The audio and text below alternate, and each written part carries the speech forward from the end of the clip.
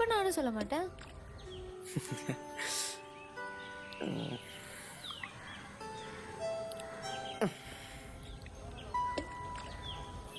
சீக்கிரம் கல்யாணம் பண்ணிக்கலாம் மாமா. ஆமா, அன்னைக்கு நீங்க கேட்டப்பவே ஓகே சொல்லணும்னு தோணுச்சு. ஆனா இன்னைக்கு தான் சொல்லி கூடி இருந்திட எனக்கு ஜென்மம் ஒண்ணு போதுமா?